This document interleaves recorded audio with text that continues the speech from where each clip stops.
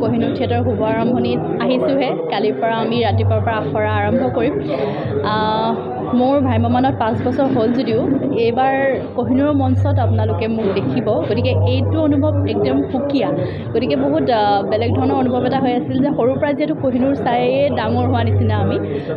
মই কোহিনুৰ থিয়েটাৰে প্ৰথম চাইছিলোঁ, তেতিয়াৰ পৰাই মানে মই যেতিয়া নাটকৰ লগত জড়িত হ'লোঁ বা মই এইটো লাইনত আহিলোঁ, তেতিয়াই এটা অনুভৱ মনতে পুহি ৰাখিছিলোঁ যে নিশ্চয় মোকো এদিন কোহিনুৰ থিয়েটাৰৰ মঞ্চত দৰ্শকে চাব বা সেইখিনি সুযোগ ময়ো পাম। আজি সেয়া মানে মোৰ ভাল লাগিছে, সেয়া আজি সম্পূৰ্ণ হ'ল যেন লাগিছে।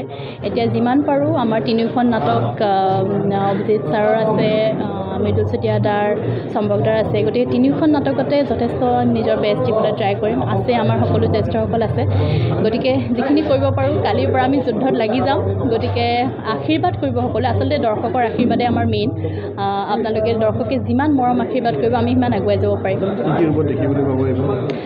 আচলতে এতিয়ালৈকে ভালকৈ গমেই পোৱা নাই, যিহেতু আজি আমাৰ আচলতে চাহ চিনাকি পৰ্ব নিচিনা, গোটেইখিনি লগ হৈছোঁ। কালিৰ পৰা ৰাতিপুৱাৰ পৰা আমি ভালদৰে গম পাম আচলতে কেৰেক্টাৰবোৰ। ভ্ৰাম্যমান বুলি ক'লে একচুৱেলি কোহিনুৰৰ নামটোৱে আগতে আহে, আৰু তেনেকুৱা এখন থিয়েটাৰ নাট্যদলত আহিব পায় যথেষ্ট সুখী। কাৰণ মোৰ দেউতা আৰু মায়ে এই কোহিনুৰ থিয়েটাৰৰ পৰাই নিজৰ জীৱন আৰম্ভ কৰিছিলে। আপোনালোকে নিশ্চয় জানে চাগে, ভৱেশ বৰুৱা, তেওঁ যোৱা বছৰ খালি বিৰতি লৈছে। চ' তেওঁৰ হেৰিতে ওলাই আহিছোঁ। ইমান বছৰে ৰাইজে কেমেৰা কাম কৰি থকা দেখিছে, এইবাৰ প্ৰথম মোৰ ষ্টেজৰ অভিজ্ঞতা। সকলোৱে আদৰ আৰু মৰম দিব, কিবা যদি ভুল ত্ৰুটি হয় শিকাই দিব, সেইখিনি আশা ৰাখিছোঁ। যথেষ্ট জনপ্ৰিয় বেহৰবাৰী। হয় হয়। কি ৰূপত দেখিবলৈ পাব এইবাৰ ইয়াত?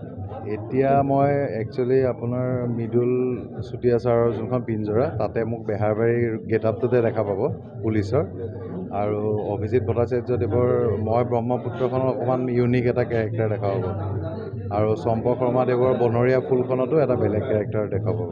যথেষ্ট আশাবাদী। হয় হয়। এইবাৰো ভাল হ'ব।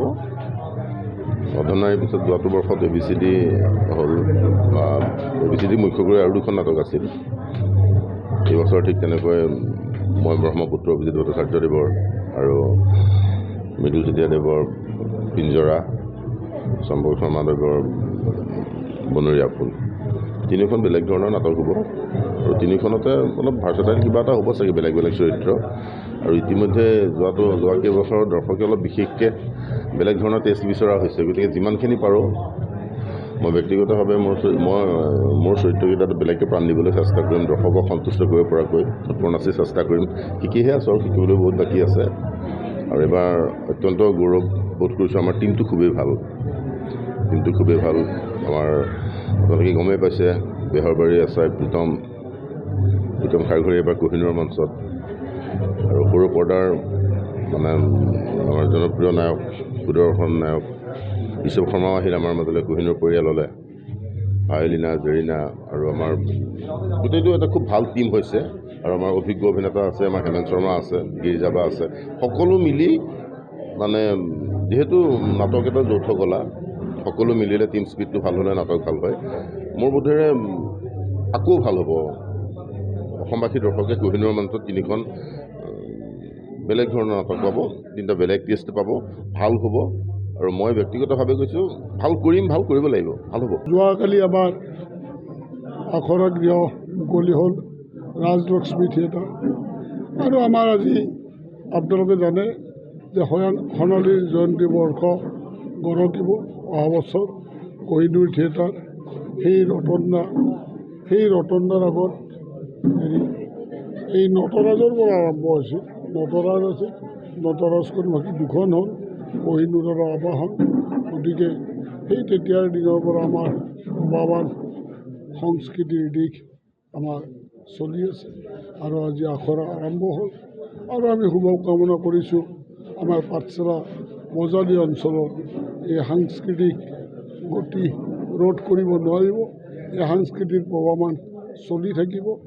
মজালি থাকে মেলি এই মজালিৰ সংস্কৃতি বহন কৰি আছে, বিশেষকৈ আমাৰ এই থিয়েটাৰ গোষ্ঠী কেইটাই। আৰু এই থিয়েটাৰ গোষ্ঠীকেইটাক শুভেচ্ছা কামনা কৰিছোঁ। এতিয়া অনুক্ৰমে ডিজিটেল যুগ অহাৰ লগে লগে এই থিয়েটাৰবিলাকৰ অলপ কঠোৰৰ পৰা কঠোৰতম পৰিশ্ৰম কৰিব লগা হৈছে।